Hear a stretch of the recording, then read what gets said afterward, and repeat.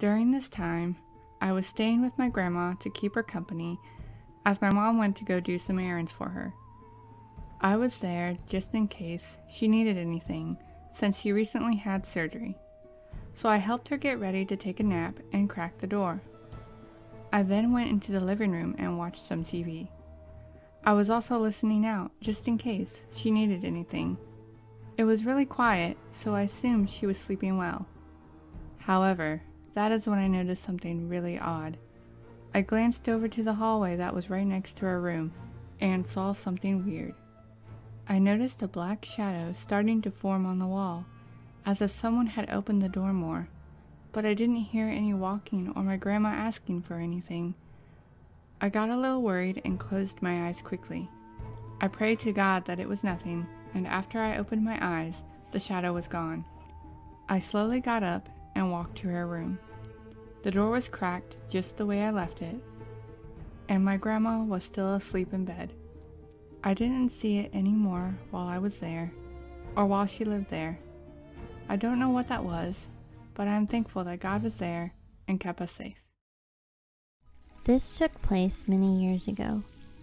A few weeks before this specific event happened, I had helped my friend overcome a terrible spiritual battle.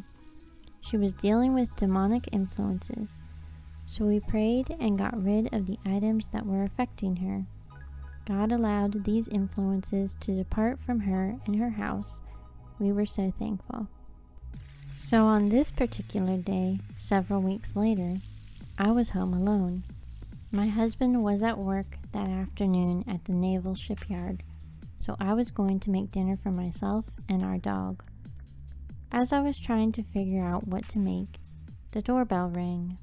I went to the door to see through the peephole who it was, but I didn't see anyone, so I went back to the kitchen.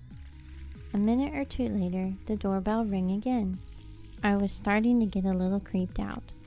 I went back to the door and again did not see anyone. A few minutes later, the phone rang. This was before cell phones. When I answered it, all I heard was breathing. No one said anything. The person on the other line then hung up. This routine happened several more times, but it was spaced out 30 minutes to an hour apart. It was starting to get dark, so I turned on the front porch and the backyard lights, as well as the driveway light. The doorbell and phone calls soon stopped long enough to enjoy some dinner. However, as soon as I put up my dishes and the dogs, the doorbell rang again. I looked out, yet I didn't see anything. I didn't want to open the door at night either, since it was just me and the dog, so I went to the den to turn off the light. However, that's when I saw two red lights or spots on the wall. It was like glowing red eyes in the dark. I began praying out loud and immediately the lights vanished. That's when I took the dog to the bedroom to go to bed. After reading the Bible and praying, I was able to have a good night's sleep.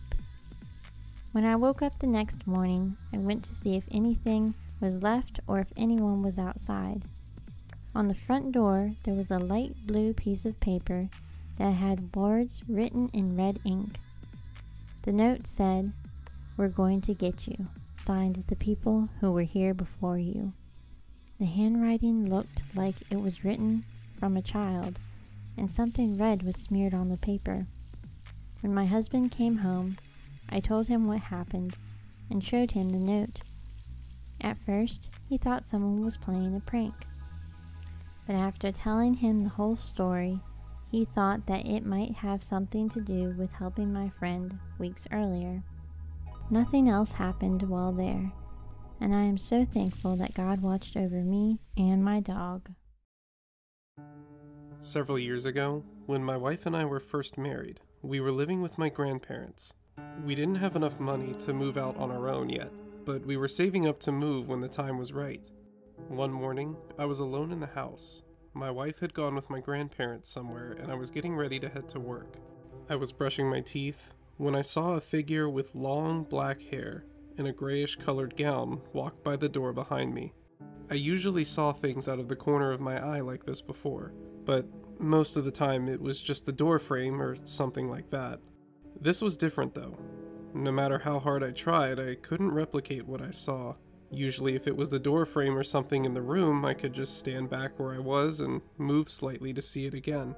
It didn't work this time. I said a quick prayer and tried to pretend like I didn't see anything. I casually checked around the house to see if anyone else was there, but couldn't find anyone. I decided not to tell my wife, since she's easily scared. I know that what I saw wouldn't make her feel very comfortable for the rest of the time that we were living there. A few months later, we finally moved into our own apartment. I never encountered that figure again, until a few months later. It was the middle of the night, and both my wife and I were asleep. I remember waking up and looking in the corner of the room. I saw on the ceiling a figure with long black hair and a dark-colored gown. I tried to act like it wasn't there and closed my eyes. And then when I opened them, it was gone. I looked in the opposite corner of the room, and there it was again. It was on a box that we had in the corner. I froze. It ran towards me, and before I could react, I woke up.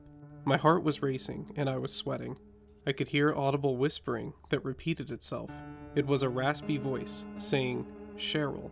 It kept going on for about 8 seconds before slowly fading. I prayed as hard as I could for what felt like forever. When I finally calmed down, I moved closer to my wife, and she woke up. She asked if everything was okay. I reassured her that everything was alright, and we both soon fell back asleep. Several months later, I finally told her what happened that night. I waited so long to tell her because I didn't want her to become scared of what I saw, and have her fear that it may happen again, since I don't know if these two stories are related. And as of the time of me writing this, I haven't had any other strange occurrences like that. However, both of these instances were spread out over a long period of time, so I sometimes wonder when I'll have another encounter with whoever or whatever it was.